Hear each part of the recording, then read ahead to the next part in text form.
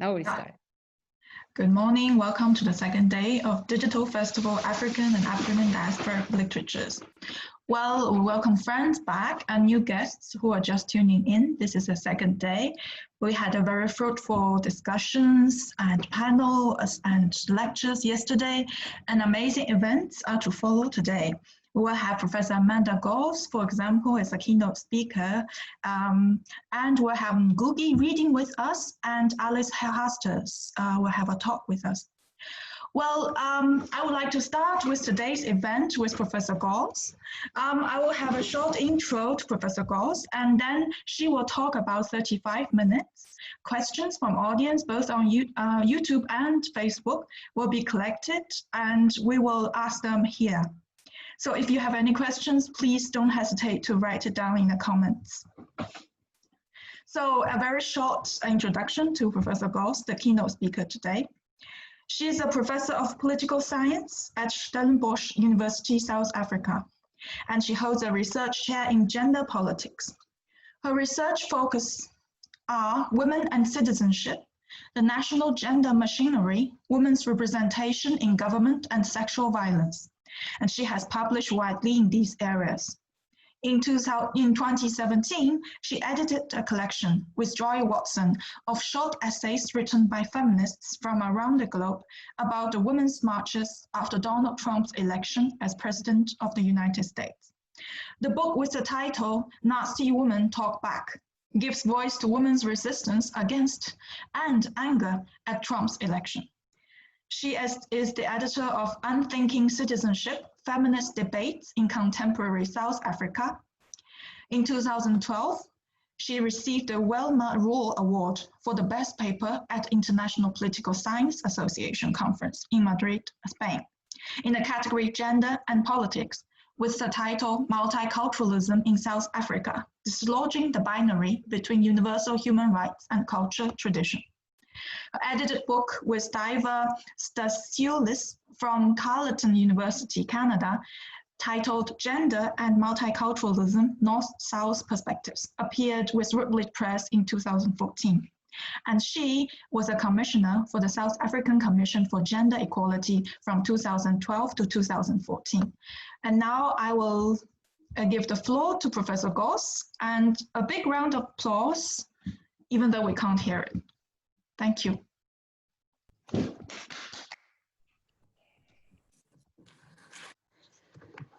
Good afternoon.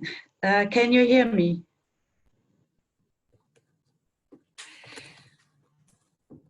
I want to start by thanking Susan and her co-organizers for organizing this festival. I attended most of yesterday, and it is an amazing experience to be connected in this way from all over the world. And I want to thank you for the opportunity to make a contribution. Yesterday's papers were of such high quality, and it's really, for me, a privilege to contribute to this festival. I'm going to talk about intimate femicide in South Africa, and I will come back to the issue of care, because I think care is central to our understanding of this COVID moment that we live through at the moment. It took George Floyd 9 minutes to die with a knee on his neck. For nearly 10 minutes, the owner of that knee was disconnected from the neck under his knee, because if he felt a human connection, he would have stopped what he was doing. Yet for 9 minutes, there was an intimate connection between the two bodies, but one would end up dead, not treated as a living body, a human being, but a thing, an object. For years, feminists have been saying that the body matters, and that the of the body in its color, its sex, its sexuality, and its class position matter. We live our lives from the place of our bodies in the world. Therefore, all lives matter cannot be a substitute for Black Lives Matter. As a substitute, all lives matter erases exactly what is wrong with the treatment of people of color all over the world. Why is it the case that Black men in the United States are disproportionately the victims of police killings, as well as disproportionately incarcerated in relation to their numbers in the population? It erases the vulnerability of some in relation to a system of governance. It tells us something about a system that is broken for some population groups, but not for others. It tells us something about how certain population groups are governed in new liberal global world. It also tells us something about exclusion and marginalization. The Italian theorist Giorgio Agamben in his book Homo Sacer differentiates between bare life and life of political significance. Bare life arises from a state of exception where the laws of the state do not apply to some people, and it condemns them to spectacular violence and a life of insignificance. A person who is condemned to bare life is called a homo sacer, somebody who cannot be sacrificed but who can be killed. Those who kill the homo sacer do not necessarily commit a crime for which they will be prosecuted. Bare life therefore involves unlimited exposure to violation that does not count as a crime. The homo sacer is the target of the state's violence that exceeds the force of law, but is also authorized by that law. In the modern state, we live together with groups of people who have been condemned to a bare life: refugees, migrants, stateless and homeless people. And I think we should mention here African American men. The state of exception and the politics of death, or what Achille Mbembe calls necropolitics, was most visible in what Agamben has called the camp, in reference to Nazi concentration camps. These camps are viewed as a state of exception, where the sovereign or the state has the right to exercise death, where the rule of law was suspended, but became permanent spatial arrangements continually outside the normal state of law. I want us to think about the state of exception and how it applies to sexual violation of women. Geraldine Pratt argues that those who are rendered into bare life are not only excluded from the polity, but abandoned by law. Abandonment is not the same as exclusion, according to Pratt, who views it as an active relational process. The one who is abandoned remains in a relationship with state power, because democratic citizens are both the bearers of bare life and human rights at the same time.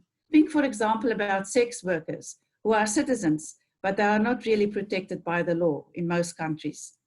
I am, however, of the opinion that in the South African case, we should talk about the neglect by the state rather than abandonment of women. Neglect points to a failure of political will on the part of the state and its enforcement agencies to prevent or curb sexual violence, specifically by the police and the criminal justice system. I will return to this.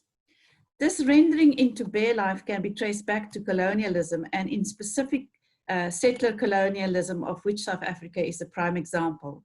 What characterizes settler colonialism is what Patrick Wolf called the logic of elimination, through deadly violence in which indigenous populations were exterminated in forms of genocide, coupled with their displacement. The control of populations groups, or what Foucault has called biopower, therefore originated in settler colonies rather than being externalizations of racialization from Europe, and then called the exception. The capacity in Western law to simultaneously incorporate and eliminate, to recognize and make an exception of racialized differences, was learned in settler projects. To the extent that colonists succeeded, settler colonialism made Western law spatially non-specific in demonstrably universal, long prior to late modern mechanisms of global governance. The founding violence of settler colonialism's logic of elimination also becomes naturalized in the post-colony. In it, it is the colonial rule state of exception that stigmatizes colonial subjects as violent, backward, and uncivilized. According to Leonard Prague, colonial violence can be viewed as the founding violence of modernity. As Prague notes, violence in current-day post-colonial societies is viewed as transgressive, extreme, and outrageous. The crime of violence is measured against human rights that is introduced by Western law, but human rights are founded on the very violence that exists to criminalize. Juridical orders are marked by violence because the act of making laws that finds a new order is itself not subject to any law, in the same sense that the state of exception is just by the same laws that makes it an exception. While violence can be criminalized in the post-colony, it cannot be eliminated and therefore becomes normalized. Processes of colonialization and settlement are also deeply gendered. Anne Stoller's work showed that race, gender, and national power arose in colonial states. The gender-sexuality nexus is intrinsic to processes of colonialization of indigenous people. Gender and sexuality becomes naturalized so that the perception is formed that there is a natural sex and gender order, even if it does not apply to indigenous people. Gender and sexuality, just as race, were produced and mobilized in what Anne Stollers called the intimacies of empire, through the regulation of women's sexuality, their reproduction, marriage, and genealogy. The power of regulation was institutionalized and embodied through sexual violence. Settler colonialism introduced Western heteropatriarchy and the binary sex-gender system on foreign lands, enforcing the logics of Western sexuality as universal. An important way to understand the logic and effects of racial inferiorization within colonial and post-colonial contexts is through a clear understanding of its gender-sexual dimension. In the case of South Africa, there is the dual burden of having been a slave and settlers' colonial society at the same time. Pumla Gwolo, in an analysis of slavery in the South African settler colonial state, argues that by the way slave women's sexuality were treated and dishonored through rape and their bodies being the property of slave owners, produced shame for not being able to control their own sexuality. Sexual control by slave masters was violent and rape was routine. This type of violence was part of the founding violence of the colony. Slave societies gave birth to stereotypes about slave and indigenous women, that they are hypersexual and impossible to satiate, making them legally impossible to rape. Even when freed slaves were raped, it was not called rape. Through the treatment of women as objects of sexual violation, rape became institutionalized. Many slaves were viewed as also having ravenous sexual appetites, male slaves, and therefore as a danger to white women who could be raped. Sexuality therefore became an important way in which the colonial otherness was constructed. The sexuality of slaves and the indigenous populations was regulated through violence that marked them as the sexual other. As Gwolo astutely remarks, race was made through rape in very direct, deliberate, and indirect ways. This centers the continuities of sexual violence in the present, where women's sexuality is still controlled through sexual violence. The colonial wounds of subjugation also carries with it the psychological injury of rape. As Louise de Tooy argues, rape destroys one's sense of self in relation to one's world. It also destroys one's sense of one's relations with others in relation to one's world, what she calls the loss of voice, and in relation to oneself, what she calls the loss of rage. It makes clear the violation of relationality through rape. Let me now therefore turn to the colonial continuities of sexual violence and intimate femicide in current day South Africa. It is right to say that South Africa has the highest statistics for rape in the world. There were 41,583 reported rapes between 2018 and 2019. South Africa also has an intimate femicide rate, when a woman is killed by an intimate partner that is 5 times higher than any other country in the world. South African women die on a daily basis in the most brutal and dehumanizing ways. South African women live with a collective knee on their collective necks in a broken system that won't allow them to breathe. Here in South Africa, we have been in lockdown for nearly 3 months. 3 months during which we thought we had a respite from sexual violence and death, other than that wreaked by COVID-19. But behind closed doors, sexual and domestic violence continued to ravage the lives of women. It became all too clear when the lockdown was eased. In 1 week, we lost 20 women, most of them young. 28-year-old Segofatse Pule was 8 months pregnant. She was stabbed and hung from a tree, stopping her breath and denying her unborn baby its first breath. Naledi Fangindawu, 25-year-old, was hacked to death with an axe. 27-year-old Alatisha Kochi was stabbed to death and her 7-year-old daughter drowned in a bathtub. I name these women because they are not only statistics. They were women who had names and lives. What strikes one about these murders is how intimate they are, how close to the body of someone else you have to be to inflict such gruesome violence. But this intimacy bears no resemblance to the relationships these men claim to have had with their victims.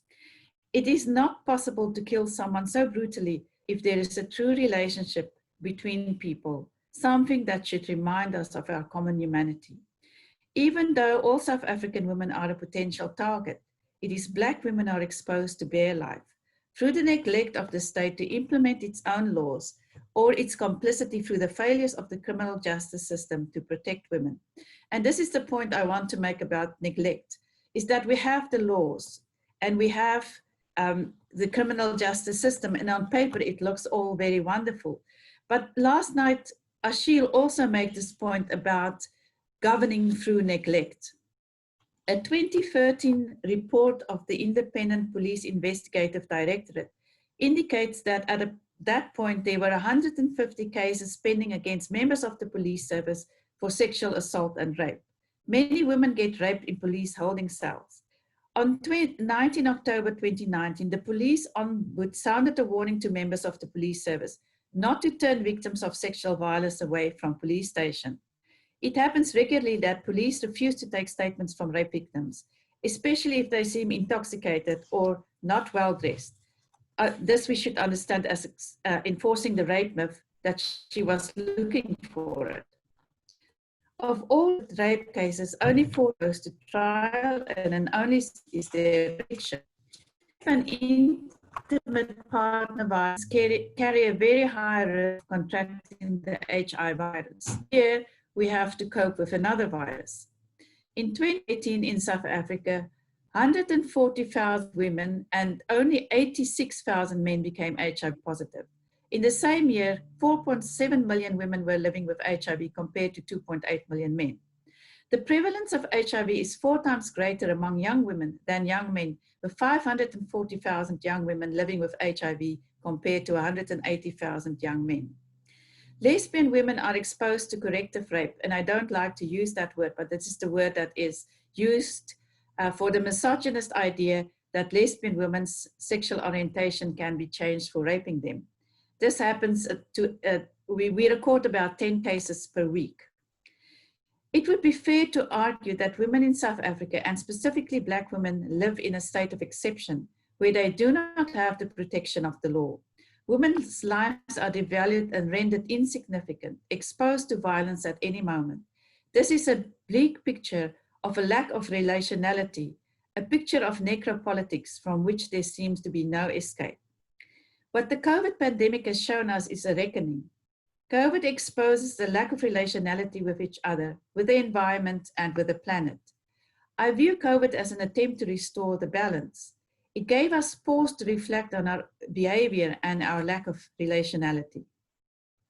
Let me now turn to issues of care and relationality. The work of the feminist psychologist Carol Gilligan is informative with regards to interpersonal relationships. In her book with Naomi Schneider, Why Does Patriarchy Persist?, their research shows how boys are initiated into patriarchy, where at first as little boys they were loving and kind.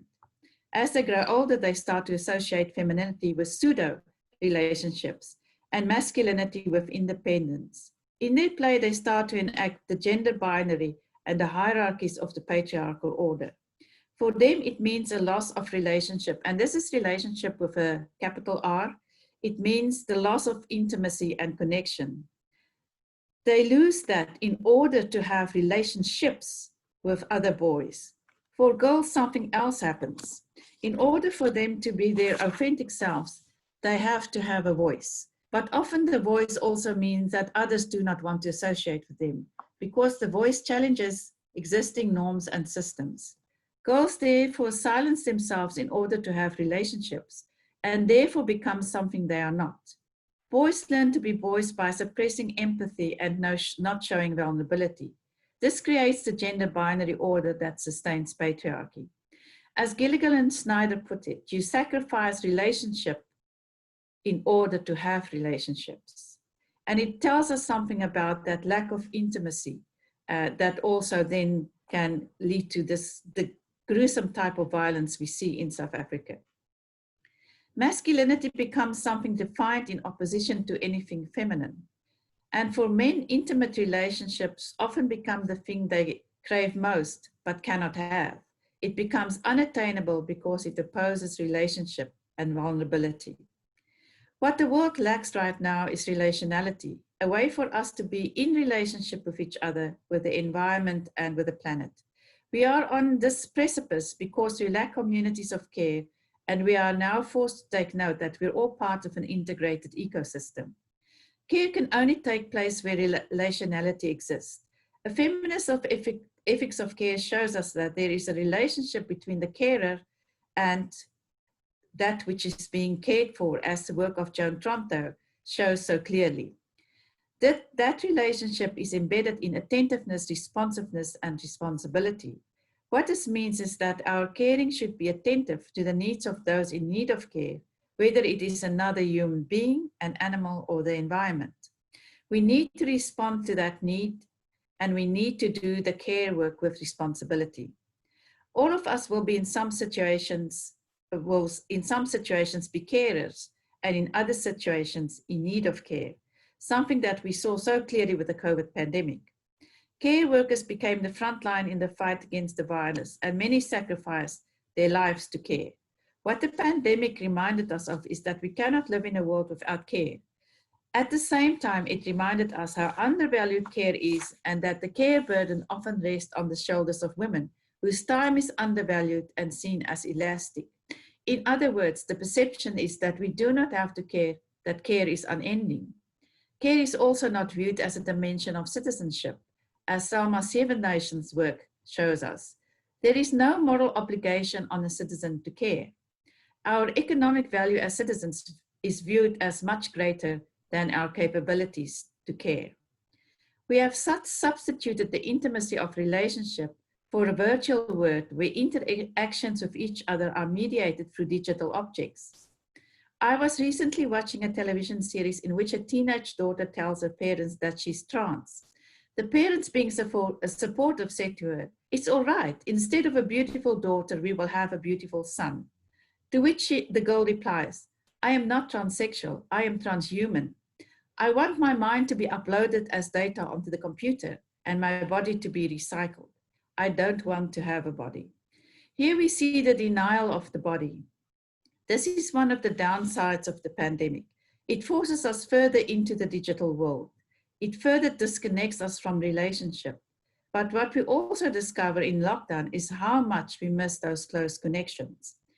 The lack of care in the world is reflected by the leadership of many male political leaders who have enfolded the world into violence and war in different places through a lack of empathy, indifference to suffering, and greed. We only have to look at the disaster that the United States has become to see what lies in the wake of Donald Trump's presidency.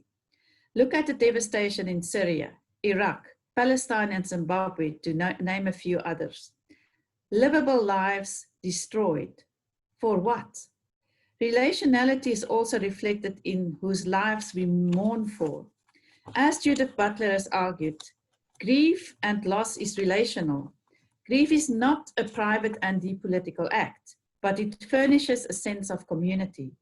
She asked the question, whose lives are grievable? Loss should return us to a sense of human vulnerability and our responsibility to care for one another. Do we mourn the life of George Floyd? Not many of us knew George Floyd personally, but in our collective grief about his senseless death, we form relations with each other across the world.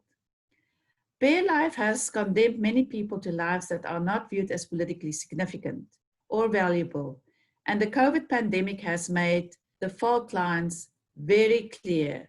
In death, many lives are not viewed as grievable.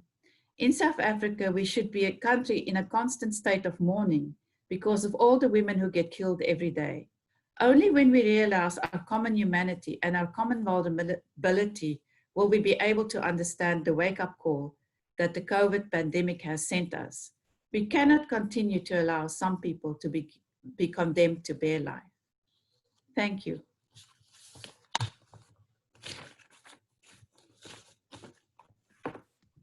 Thank you very much. I want to open the floor to questions.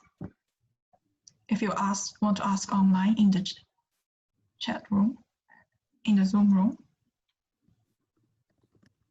And we're on YouTube now, so you can see us streaming on YouTube. Please leave your comments at the YouTube website.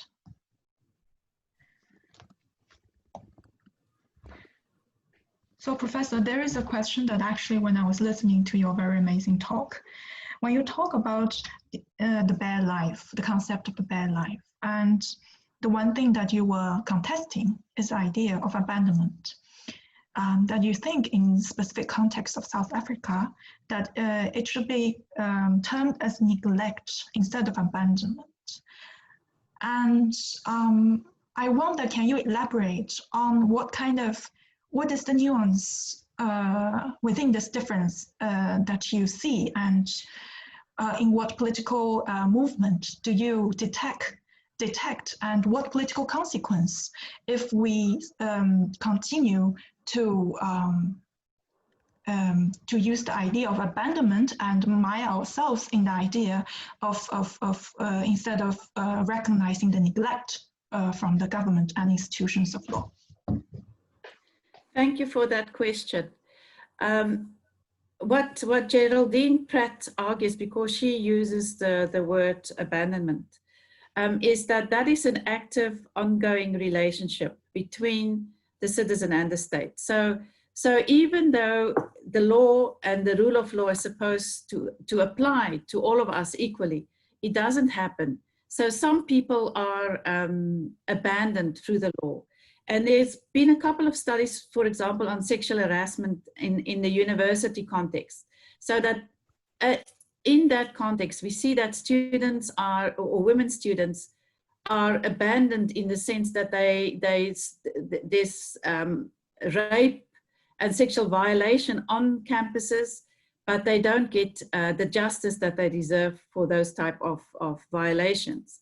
Mm-hmm. So there is an active relationship, because some of these cases go to court and they tried, and I mean the Brock Turner case I think is a good example of the very lenient sentence that this student get, because he was seen as an athlete and he was seen as you know, his life was actually valued more in a sense than the life of the victim. Yes. When I talk about neglect in the South African case, is that we also have the rule of law applying to all of us equally. But through a lack of enforcement of those laws, and the very people who are supposed to be enforcing the laws, like the police and the criminal justice system, it just doesn't happen. So you have a neglect. You have it. For me, it's a very passive relationship. You have a state that's indifferent, and you have this indifference being showed up in the incredibly high numbers of sexual difference, sexual violence and feminine femicide, intimate femicide. So I make that distinction because it is, if you take, for example, the first time that women wanted a National Council on Gender-Based Violence, that was mooted in 2009. We are now in 2020, and with about 4 ministries of women affairs later, and yet no council. But I want to come back to your question about what type of action, because that is really interesting.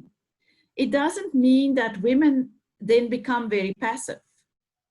Women fight back, and we saw that very clearly in 2015, 2016 with the hashtag End Rape Culture protest in South Africa, where women took to the streets, many of them topless, to draw also on an African tradition of, you know, showing the stress, and also showing resistance through taking off or clothes or disrobing.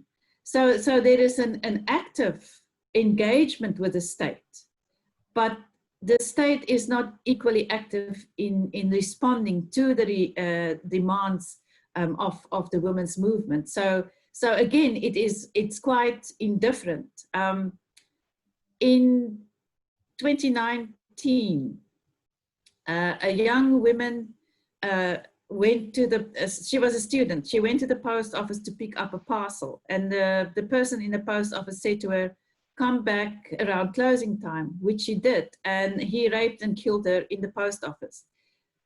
The very 3 days after that, there were 5,000 people in front of Parliament protesting this type of senseless, brutal violence.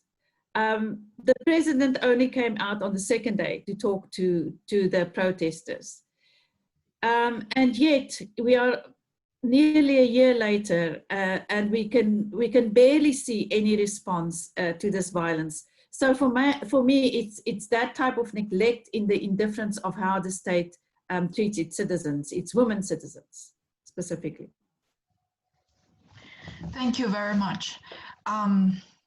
Another question coming from Katharina Fink, Professor Fink. What would a vision for care within citizenship look like? Does it not need a complete different vision of citizenship, basically a destruction of citizenship?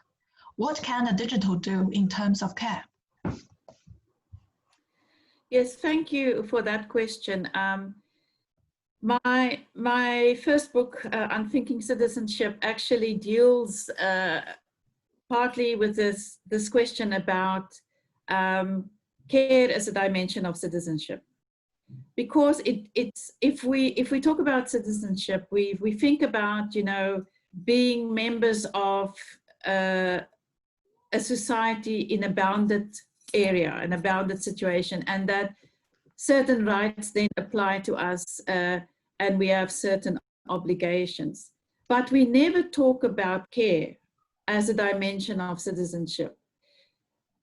If we would take all the care work out of society, take, for example, people who care for young children, people who care for preschool children, people who care for people with disabilities, people who care for the aged, people who care in other ways, social workers, and so on. If we remove those people from society, society won't be able to function. So the way in which we are all productive citizens is entirely dependent on care. And I totally agree that we need to rethink the concept of citizenship and how care is featured, because care also keeps communities together. I think partly because we've shifted our thinking in new liberal or liberal rights citizenship to the individual who can claim rights.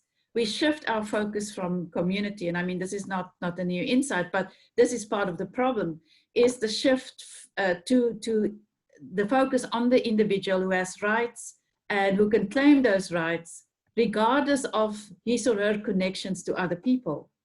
And I think that has led to Western societies, at least, and I think it's very different in Africa, where society has always been, and the extended family always been at the core of communities. That's also been quite damaged by colonialism. And the notion of Ubuntu, this idea that you can only be a person through other people, that is strong in African societies. But in Western societies, I think where liberalism has been so internalized, the focus is on the individual, and therefore, you know, we make rights the focus of citizenship. I think the great neglect of the other side of the coin, which is our obligations to citizenship, and those obligations clearly have to do about issues of care and caring. And so, yeah, I really do think that post-COVID-19, we will have to rethink our concept of citizenship and how we need to move from this very atomistic idea of the individual to greater focus on community. Yeah, thank you. And if I may ask that second question, because perhaps it has to do with what you just said, like with a really radical rethinking of what the commons could be or could be again, as you sketched. Like what is the digital, in your, perhaps in your very personal experience living this time, what can digital care mean, or what can the digital do in terms of distracting what you've been talking about as the failures of contemporary citizenship? I think that's a very interesting question, and something one would need to think about, because you think, if you know, the argument I've made is that care is relational, right? So do we have that same relationality in the virtual space? But I do think we have tried, in a sense now under lockdown, to build those sort of relationships across space and time. Here we are today, and I think we those of us who are here in this space is a community.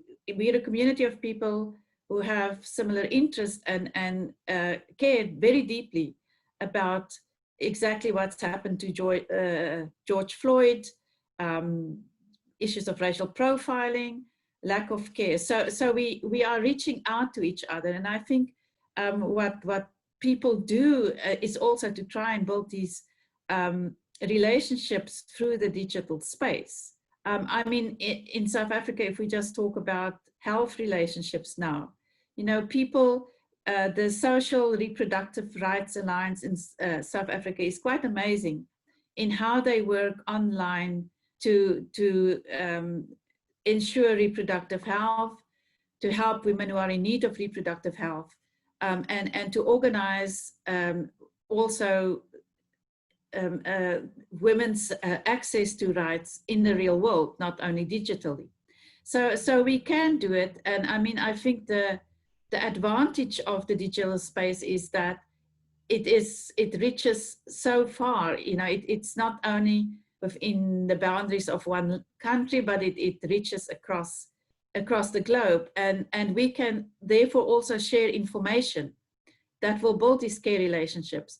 I mean, I think the search for an inoculation for the COVID virus, the coronavirus, is an example of that. How we in real time can talk across huge distances and share that type of medical information. So we do that. But on the other hand, there are also drawbacks. And I think here about the women in South Africa, many women have to work at the same time that they have to do homeschooling now online. They work online, they have to do homeschooling online. And it means that the time they had is just getting to do other things are really decreasing, because they are constantly doing work online, whether for themselves or for their children or for their employers. And that, of course, I think is also, it depletes people, it depletes people's energy. So that's, I think, the negative side of that. Thank you so much. Thank you so much. We got a comment from one of our colleagues, Jody Metcalfer. When Anene Boyenson was murdered, there was national outcry. Last year, when Uninene was murdered, there was national outcry. There is an outcry for extremely brutal murders. Nothing has changed. As South African women, if we choose to be in a relationship with a man, we are potentially choosing our rapist or murderer, or both. How do we sustain the fight against gender-based violence and intimate partner violence at a national level? It seems like we are numb to the brutality not only of South African women in their lives, but in their death as well. Yeah. Yes, you know, I understand that despondence. I was the commissioner dealing with the Anene Boyenson case. And for those people who are in the audience and don't know this case, it was very similar to the Ayoti Singh case in India, where she was gang raped and then disemboweled. but she was found alive and then later died in hospital, and she could name the perpetrators. Now, only one of those perpetrators were ever brought to justice. But because I had to deal with that case personally, it had an incredible effect on me. You know, I was sitting in the courtroom, listening to the case, and I went to the memorial service and so on. What happened there was that this whole case became politicized. The ruling party decided that it would use this as a call for rapists to rot in jail, which is, again, I think this whole idea that, you know, the only way to deal with sexual violence is through harsher incarceration, and we've seen that this does not help. How do we sustain this protest? You know, hashtag total shutdown was a movement to sustain the energy on the national level. And what the hashtag total shutdown managed was to get a national strategic plan on gender-based violence. Now that plan still needs to be launched, but at least on there's this sort of sporadic campaigns that try to keep the pressure on.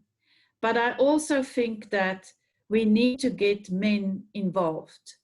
I often think that this is viewed as a women's problem. But men as allies, and I must say when Uyuneni died, there were many men in front of Parliament. Men as allies also need to take the struggle up with men who are perpetrators. And I think that, you know, we have to keep the pressure on through protest. And I think this is the important thing about South African civil society, is that throughout the liberation struggle and transition to democracy, we were very active in terms of protest and protesting. So we need to keep up the pressure, be it through marches. Even now, my students, they're part of the anti-GBV movement. Yesterday sent me an invitation. They're going to have a protest in lockdown time. So this is going to be interesting because I don't think you're supposed to have protest, but this is one of the plans. So if they will go through with, I don't know, but yeah, I really think it's to make the problem visible in the face of the incredible statistics.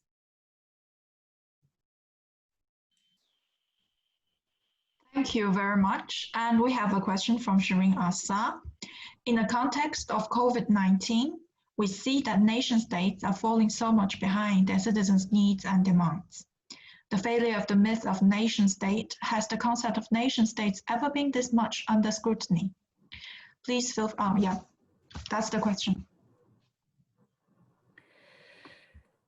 Well, I think, you know, the whole issue of the nation state has been discussed a lot because of globalization, right? Globalization actually made the nation state something that was seen as part of a greater holistic unit. But at the same time, when we saw the migration started from Syria and from North Africa, all of a sudden you have the rise of the populist right and also right-wing nationalism, protesting migration, protesting borders, closing borders, wanting borders to be closed.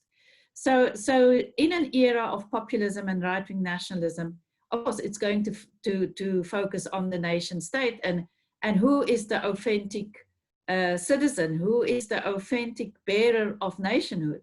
And I think this is the reason why we see the type of violence against within nation states, the contestation around who is the true citizen and who belongs and who does not belong. And it's like wanting to unscramble an egg. All nation states are, you know, there are no citizens that can claim that they have not moved from one place to another. We are all moving. and we are opening borders and we accept new citizens. So this whole notion of belonging and who is the authentic citizenship, I think, is fraught with all kinds of problems, and what it leads to is the type of violence we see and the type of xenophobia we see. In my own country, the statistics for xenophobic violence is also very high. So clearly we have to also start to think about you know, the nation state in a different way, but we're harking back to the past. I mean, what else is Brexit than harking back to an idealized past that does not exist anymore? But we see what that has meant for the UK.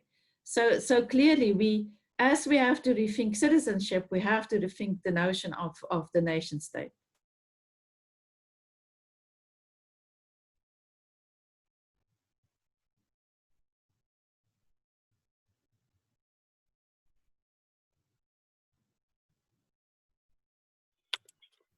Dr. Li, please put on your mic. Yes, sorry. Questions keeps coming in, and there is this one from Dr. Oliver Nyambi. What is unique about South Africa that it becomes a femicide hotspot? What about South Africa abstracts male care that we don't find it in other countries? Is it simply a legal question? No, I've tried to show in my keynote that there are relationships with the past, with colonial violence and also the violence under apartheid. There are many theories about why is it that men in South Africa are so violent. And I don't think one theory in itself can explain the violence, but we need to think about that the founding violence of the colony that becomes, you know, compounded by apartheid violence. And then you have really serious levels of poverty and inequality of Africa. So the paths to manhood, for example, through being a breadwinner, of course we still buy into this notion of the nuclear family of a mother, father, and children. That's not the norm in South Africa. The norm in South Africa is single-parent, woman-headed households with children, which means that there is an absence of role models for boys.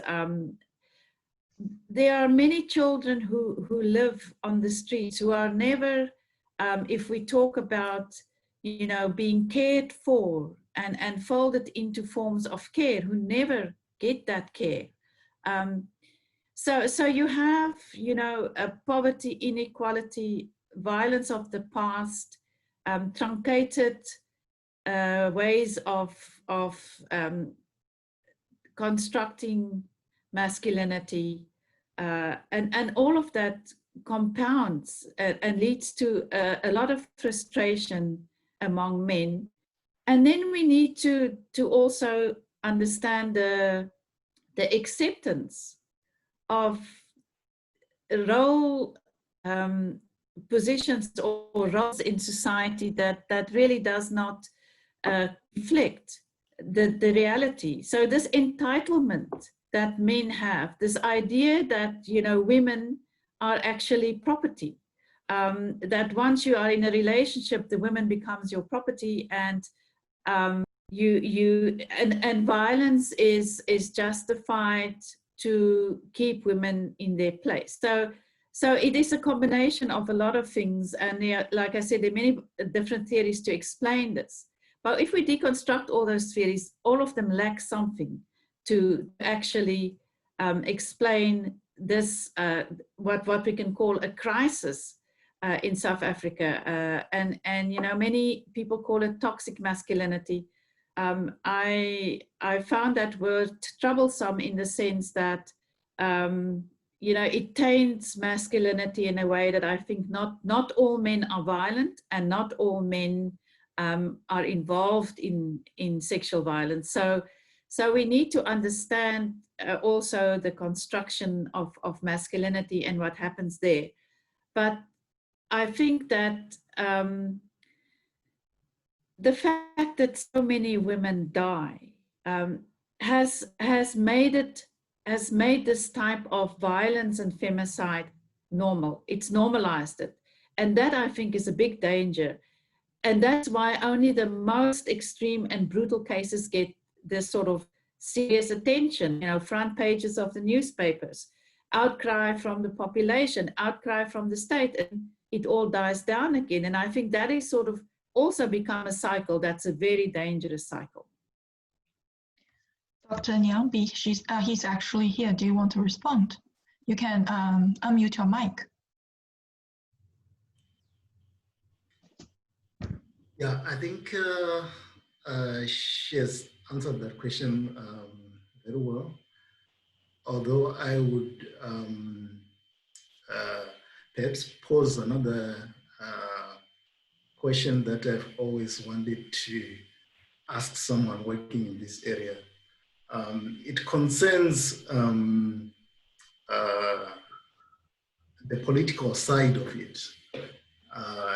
If you look at the ruling party in South Africa, the ANC, they have the Women's League, isn't it? The women's wing for the party, and with all its liberation history, its liberation ideology, wouldn't you think that this is the place where you could begin to launch a powerful movement for the liberation of liberation, as it were, women in South Africa? Perhaps the question is, to what extent can the Women's League in an ANC be used to fight for the women in South Africa? Because right now, I think they are being a cosmetic nationalist movement, a liberation movement. They are not really visible, so to speak.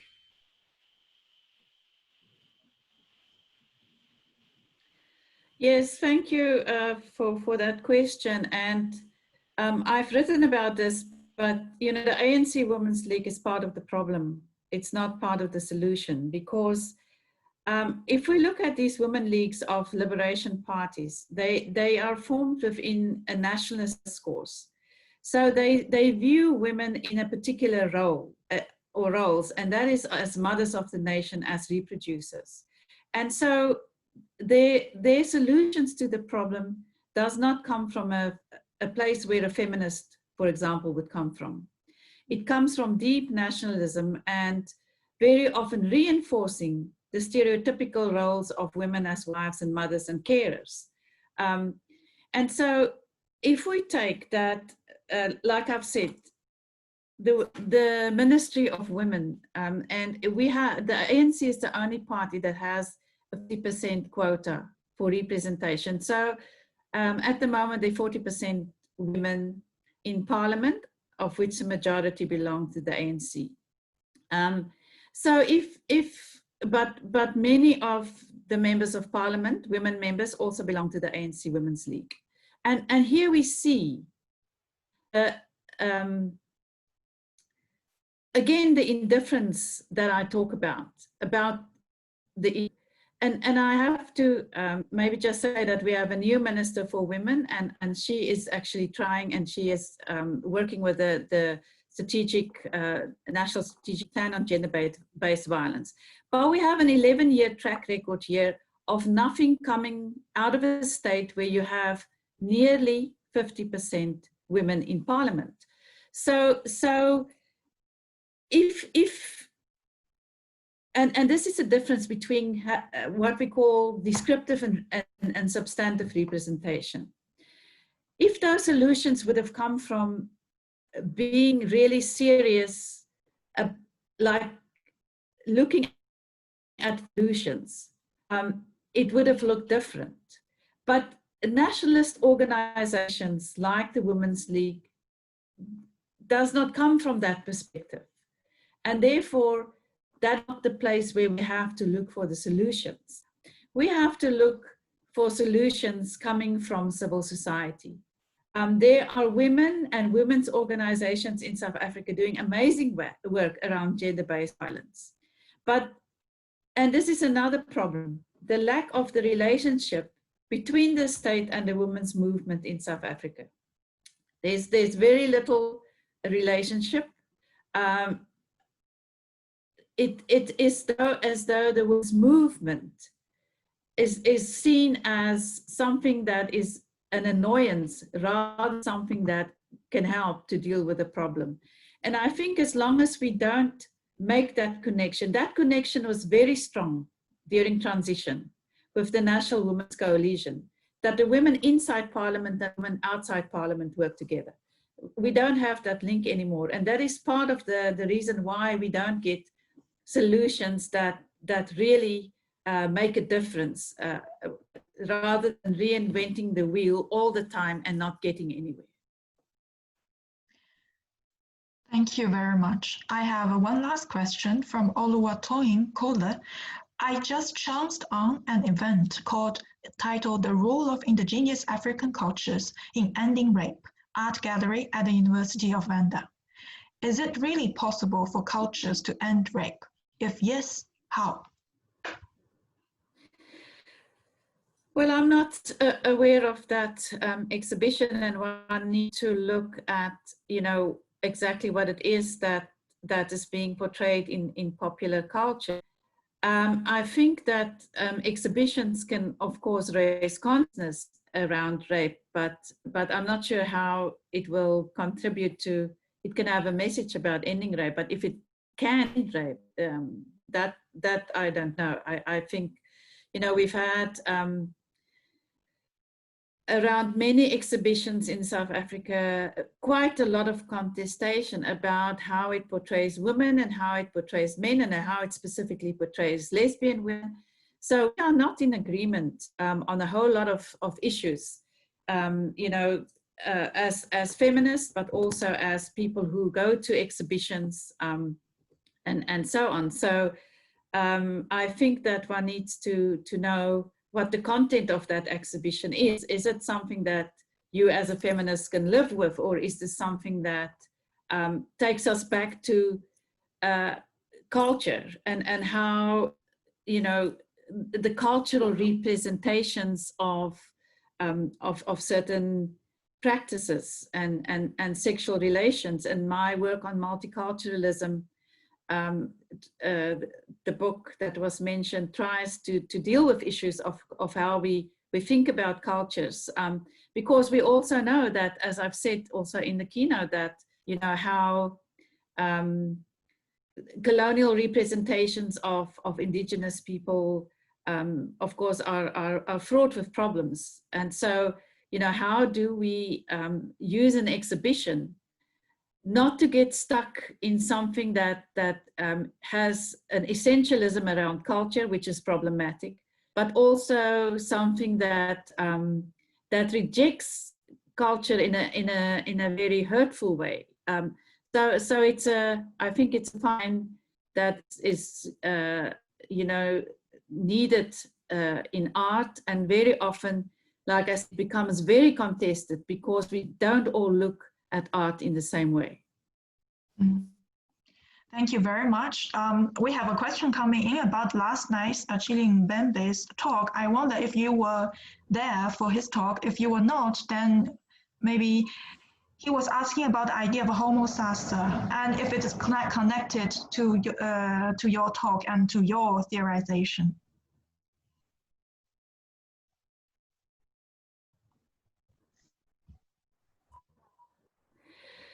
I'm sorry, I was there, but I couldn't hear the question. Lindsay, you were breaking. Can you repeat it? Yes, the audience is asking from last night, stressing homo sasa, an element in Xin Mbembe's talk. Do you see the connection to this concept in your work and in your theorization? I draw on Achille's work. His concept of necropolitics that he has actually conceptualized in relation to the Homo sacer of Agamben, where and that means that, you know, the end relation of is the killing of people in bare life, and that of course is the necropolitics. But his talk last night, I think, was also trying to show us that how our neglect of the planet and the environment has contributed to a way in which we're all going to find the brief very soon, in terms of just global warming and climate change and all of that. So in a sense, if we want to make the connection, is that we all become homines sacri, which you know, people being put into their life because not all of us, you know, because we've destroyed the environment and the planet. So it's I think what he's taken some of these notions onto a planetary scale. Hello, can you please mute yourself, because we're hearing some echo sounds. Okay, thank you very much. That's all the questions that we get from different platforms. Thank you for your amazing talk. And I'm going to give the floor to Diko, Numela, and Oliver for the next session.